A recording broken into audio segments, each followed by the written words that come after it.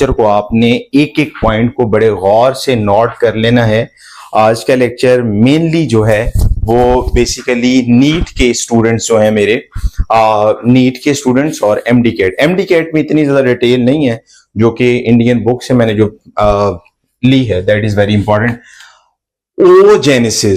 Oogenesis कहते हैं, oogenesis that is the release of ova और एग।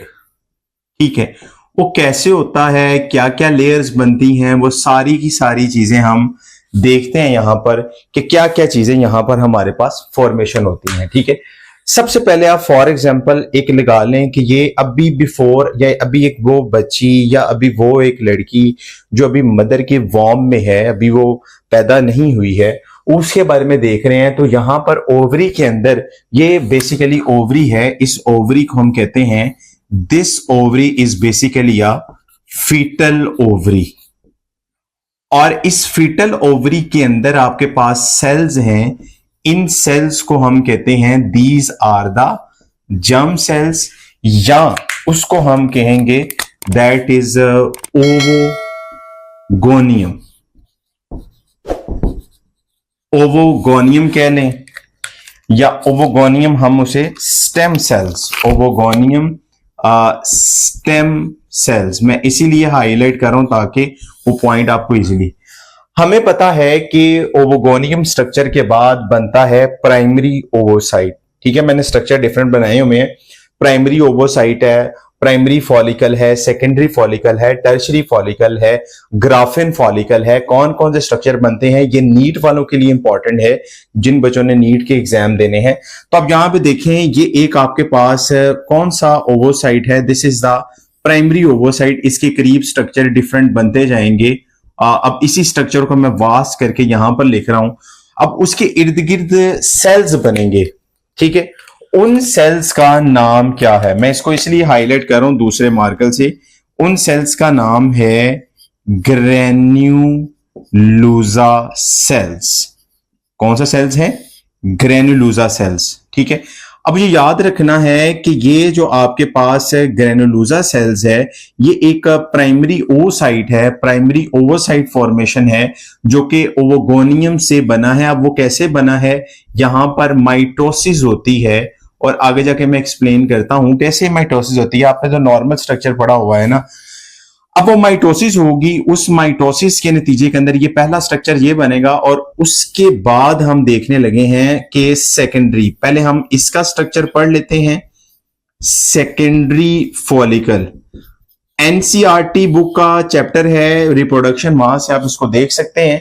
अब दरमियान में वही प्राइमरी ओवोसाइट है, प्राइमरी ओवोसाइट के इर्द गिर्द लेयर डबल बन गई है। ठीक है, अब वो पहले एक लेयर किसकी थी, ये एक हम कहेंगे this is a multi layered. कौन सी है? मल्टी लेयर्ड है। ठीक है, और उसके गिर्द और तरह के सेल्स भी बन जाएंगे, जिन सेल्स को हम कहते हैं these are basically a theca cells. फीका नहीं, फीका पकवान नहीं, this is basically theca cells बन जाएंगे। ठीक है, ये अभी आप पढ़े हैं सेकेंडरी ओवोसाइट के, जो अभी माइटोसिस के वक्त जो फॉर्मेशन हो रही है, और फिर हम टर्शरी है, और टर्शरी के बाद हमारे पास आ जाता है ग्राफिन फॉलिकल, और उसके अंदर मियोसिस 2, अभी मियोसिस 1 वाला प्रोसेस अभी स्टक हो गया है। अब यहां तक आपने पढ़ लिया है सेकेंडरी फॉलिकल। सेकेंडरी फॉलिकल के बाद वे फॉलिकल कन्वर्ट हो जाता है टर्शरी फॉलिकल में, और टर्शरी फॉलिकल के अंदर ये सबसे पहले जो एक ये वाली है, ये सेकेंडरी ओवोसाइट है, और दरमियान में न्यूक्लियस है, और ये यहां पर एक बॉडी, डिफरेंट बॉडी बन जाती है, छोटी छोटी बॉडी होती है, जिसे हम फर्स्ट पोलर बॉडी कहते हैं, that is known as a first polar body. ठीक है, उसके अलावा इसके ऊपर हम देखेंगे थीका सेल्स होते हैं, ये कहते हैं theca interna,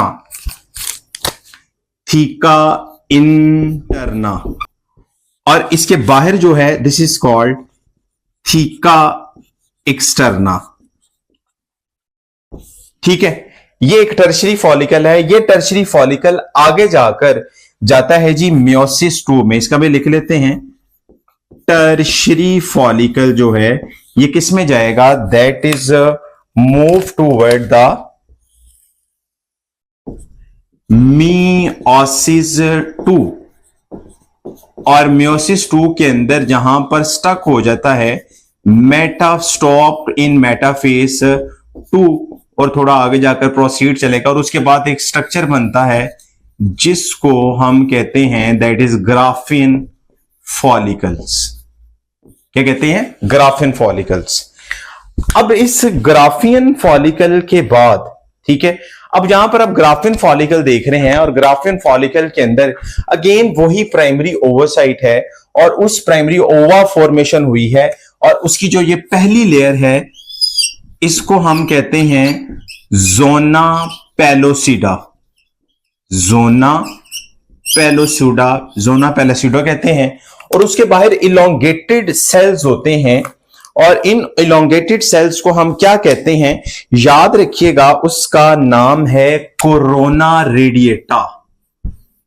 corona radiata, this one is a corona radiata कहलाएगा, ठीक है। और उसके बाद सॉरी टू से यहां पर एक कैविटी भी थी जिसको हमने एंट्रम का नाम दिया है, लेकिन यहां पर जो कैविटी है एंट्रम ग्राफियन फॉलिकल के अंदर वो हो जाती है लार्ज, क्योंकि अब उसने ओवा से क्रिएट करना है और डेवलपमेंट करनी है। ये तो आप सिंपल स्ट्रक्चर में याद रखिएगा। सबसे पहले प्राइमरी ओवोसाइट है, primary ओवोसाइट mitosis, secondary follicle, secondary follicle से टर्शरी फॉलिकल, टर्शरी फॉलिकल से कितनी तरह के सेल्स होते हैं? थीका सेल्स हैं, इंटरना है, थीका एक्सटर्ना है, वो सारे के सारे। एंट्रम किस में लार्ज होती है, किस में कम होती है? एनसीईआरटी के जो चैप्टर के टॉपिक से जो रिलेटेड एमसीक्यूज हैं वो भी मैं नेक्स्ट लेक्चर में आपसे डिस्कस करूंगा कि वो किस किस तरह के क्वेश्चंस आते हैं इंडियन बच्चों के लिए। और इसके अलावा जो हमारे पास एमडी कैट के यूएचएस और इसके अलावा जो इंपॉर्टेंट नम्स और ईटा वगैरह के उनसे भी डिस्कस करेंगे। सबसे पहले आप देखें कि ओवोगोनियम है। ओवोगोनियम कितने एन है? दैट इज अ 2n और माइटोसिस होगी और आपके पास 2n ही रहेगा। माइटोसिस के बाद प्राइमरी ओवोसाइट है और प्राइमरी ओवोसाइट ही रहेगा। और यहां पर हम कहते हैं मियोसिस 1 जो है वो स्टार्ट हो जाएगी, लेकिन स्टॉप्ड प्रोफेज 1, यानी ये वो अमल है जिसमें ओवोगोनियम से प्राइमरी ओवोसाइट, ओवोगोनियम से प्राइमरी ओवोसाइट, यानी बिफोर द प्यूबर्टी, जब प्यूबर्टी के बाद बच्ची बालिग 13-14 साल के बाद स्टार्ट होगी, उसके बाद क्या होगा? वो प्राइमरी ओवोसाइट 2 में डिवाइड हो जाएगा। 2n है और 2n होने के बाद अब यहां पर देखें तो यहां पर 1n और 1n, this large body is called secondary oocyte और this one is a first polar body. ये फर्स्ट पोलर बॉडी जैसे ही बनेगी तो बनने के बाद क्या हो जाएगी? दैट इज डीजेनरेट, खत्म हो जाएगी, खुद ब खुद क्या होगी? डीजेनरेट हो जाएगी। मैं साथ साथ आपको क्लोज करके भी बताता जाता हूं कि वो बेटा जी डीजेनरेट हो जाएगी। और उस डीजेनरेशन के बाद देखें, जब वो डीजेनरेट होगी तो उसके बाद अगर तो स्पर्म आ गया तो ठीक है, तो उसके बाद अगर स्पर्म नहीं आता तो यहां से ओव्यूलेशन, जिसको हम आगे जाके पढ़ेंगे, that is a menstrual cycle start हो जाएगा और उसके बाद प्रोसीड हो जाएगा। लेकिन अगर स्पर्म आ गया तो उसके बाद पता है जाइगोट बनेगा, जाइगोट से एम्ब्रियो और इसके बाद एक और बॉडी बनती है जिसको हम सेकंड पोलर बॉडी, और सेकंड पोलर बॉडी भी खत्म हो जाती है। How many polar bodies are form? आपका क्वेश्चन मैं यहां पर लिखे जा रहा हूं, how many polar bodies are form inside the female reproductive cycle. ये क्वेश्चन आपका, इसका बताइएगा कहां पर मियोसिस 1 होती है, कहां पर मियोसिस 2 होती है, कितनी पोलर बॉडी बनती हैं, और मैंने सारा वो चीजें आपको समझा दी हैं, ठीक है। अब उसके बाद हम आते हैं मेन टॉपिक की तरफ। ये वो तो था इंपॉर्टेंट फॉर द नीट के स्टूडेंट्स के लिए, लेकिन जो बच्चा कहता है मैं डिटेल में पढ़ना चाहता हूं तो आपको ये बातें आपकी बुक में लिखी हुई। ग्रेनुलोसा सेल्स क्या होते हैं, थीका सेल्स क्या होते हैं, थीका एक्सटर्ना क्या होता है, थीका इंटरना क्या होता है, मल्टीलेयर क्या होती है, एंट्रम कहां बनती है, एंट्रम किसमें लार्ज होती है, सारे वो क्वेश्चन है। अब हम बात करते हैं जी मेंस्ट्रुअल साइकिल, या जिसको हम कहते हैं रिप्रोडक्टिव साइकिल। क्या कहते हैं? रिप्रोडक्टिव साइकिल कहते हैं, ठीक है। अब वहां पर आप जरा थोड़ा गौर कीजिएगा कि शुरू स्टार्ट वाला जो फेज है जहां पर मेंस्ट्रुअल साइकिल स्टार्ट होना है उसको हम कहते हैं मेनार्की, यानी at the age of we can say that is a 13। जब 13 साल की एक बच्ची होती है तो उसमें ये स्टार्ट फेस हो जाता है, start of the menstrual cycle. और जब 40 से 45 या 45 से 50 तक का दौरानिया होता है, मेंस्ट्रुअल साइकिल स्टॉप हो जाते हैं, जिसे हम कहते हैं मेनोपॉज। अब ये जब बच्ची तो मैसेज कहां से कहां पहुंचता है? मैसेज पहुंचता है जीएनआरएच, गोनेडोट्रोफिन रिलीजिंग हार्मोन। सुन ले, गोनेडोट्रोफिन रिलीजिंग हार्मोन हाइपोथैलेमस से निकलेगा, ये जाके पिट्यूटरी पे एक्ट करेगा। पिट्यूटरी पे एक्ट करने के बाद हार्मोनल सिक्रीशन क्या प्रोड्यूस करेगा? एफएसएच। गौर से, इसको मैं अब ग्राफिकल से भी नेक्स्ट लेक्चर आएगा, उसको ग्राफिकल से बताऊंगा कैसे होता है। एफएसएच क्या करता है, यहां पर फॉलिकल्स बनाएगा और वो फॉलिकल स्टिमुलेटिंग हार्मोन कहलाएंगे। और वही जो फॉलिकल स्टिमुलेटिंग हार्मोन है, आगे जाकर one of the follicle bind with the primary oocyte while the rest break down, जिसको हम कहते हैं फॉलिकल एट्रिसिया। फॉलिकल एट्रिसिया कहते हैं, या उसको हम कहते हैं वेजिक्यूलर एट्रिसिया। वेजिक्यूलर एट्रिसिया भी कहते हैं, ठीक है। दो नाम आपने याद रख लिए, एफएसएच। एफएसएच के साथ साथ एक और हार्मोन प्रोड्यूस होता है जिसको हम कहते हैं एस्ट्रोजन। एस्ट्रोजन का काम क्या है? एस्ट्रोजन का काम है जी, इट्स मेक एंडोमेट्रियम, उसको वेस्कुलराइज करना, उसको बनाना, उसको तैयार करना। उस एंडोमेट्रियम को तैयार करने के अंदर, वेस्कुलराइज करने के अंदर एस्ट्रोजन। फिर जैसे से टाइम बीतता है और उस टाइम के गुजरने के साथ, टाइम के बीतने के साथ एफएसएच की सिक्रीशन कम होती जाती है, एस्ट्रोजन की ज्यादा, और इससे और हार्मोन प्रोड्यूस होता है जिसे हम कहते हैं LH. Main hormone is this. इस एलएच का काम क्या है? एलएच का काम है luteinising hormone, release of ovum, release of ova और एग। और वही जो फॉलिकल है देन एक स्पेशलाइज स्ट्रक्चर बना देगा। मैं उसको अब यहां पर लिख देता हूं, इसको जरा, इसकी आप जरा पहले स्क्रीनशॉट लेके और इसकी एक पिक्चर ले लीजिएगा सबसे पहले, फिर मैं इसको रेज कर देता हूं। उम्मीद करता हूं आपने इसकी एक पिक्चर ले ली होगी। ले ली है ना? ठीक है। अच्छा,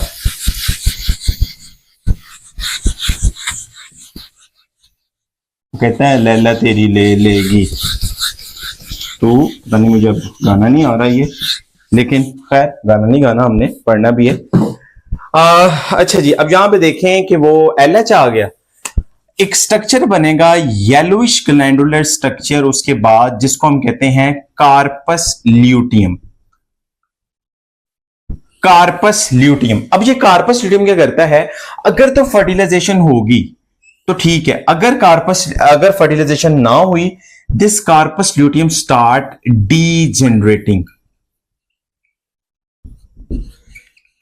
डीजेनरेशन होगी और उससे release of blood, release of blood, blood release होगा। और इसी को हम कहते हैं कि जो बच्ची जिसका अभी स्पर्म, जिसके साथ अभी वो साइकिल स्टार्ट हो गया है, पहला साइकिल मेनार्की है, उसके बाद दूसरा आएगा, तीसरा आएगा, हर 28 दिन के बाद इसने रिपीट होना है। हर 28 कितना ब्लड रिलीज होता है ये भी बात याद रखिए, 2 to 3 टेबल स्पून रिगार्डिंग कितने दिन के अंदर, दैट इज 2 to 8 डेज के अंदर, ठीक है। बाज दफा इस मेंस्ट्रुअल साइकिल के अंदर डिफरेंस 30 का भी हो जाता है और इरेगुलर पीरियड्स भी आ जाते हैं उसके अंदर। इसको हम मेंसेस भी कहते हैं, पीरियड्स भी कहते हैं, और ये वो हमारे पास आ जाता है, ठीक है। तो इसमें आपने 2 to 3 मेल नॉरिशमेंट होती है, स्ट्रेस होती है, जो इसके अंदर फैक्टर्स आ जाते हैं। तो 2 to 3 टेबल स्पून ये रिलीज हो गया और ये मेंसेस और पीरियड्स यहाँ पे प्रोसीडिंग हो गए। और इसको हम कहते हैं कि जी ये पूरा एक साइकिल है जिसमें हार्मोनल उसका एक्शन है। उस हार्मोनल के अंदर सबसे नंबर फर्स्ट पे आता है एफएसएच, एफएसएच के बाद आएगा एस्ट्रोजन, एस्ट्रोजन के बाद आएगा एलएच, एलएच के बाद कार्पस ल्यूटियम, कार्पस ल्यूटियम के बाद फर्टिलाइजेशन होगी तो ठीक है। ये वो पॉइंट है जहां पर फर्टिलाइजेशन हो गई तो ठीक है, तो तब वो जाइगोट फॉर्मेशन होगी। अगर यहां पे ना हुई तो फिर उसके बाद हम कहते हैं ओवुलेशन, रिलीज ऑफ एग, कि एक वक्त में जिस तरह मेल के अंदर एक वक्त में 4 sperm, primary spermatocyte, secondary spermatocyte, उसके बाद स्पर्मेटिड्स और स्पर्म्स बनते हैं, इसी तरह 4 स्पर्म बनते हैं, लेकिन एक वक्त में एक ओवरी से एक एग रिलीज होता है। ये बात याद रखिएगा, डिफरेंस मेल के अंदर और फीमेल के अंदर ये कॉमन डिफरेंस है।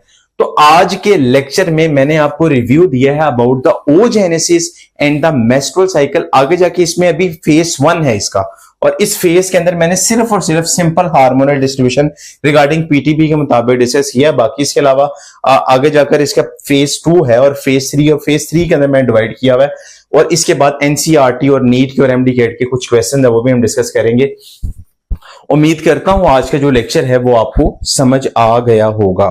ठीक है, today lecture is very important, very interesting, इसको जरूर आपने नोट कर लेना है।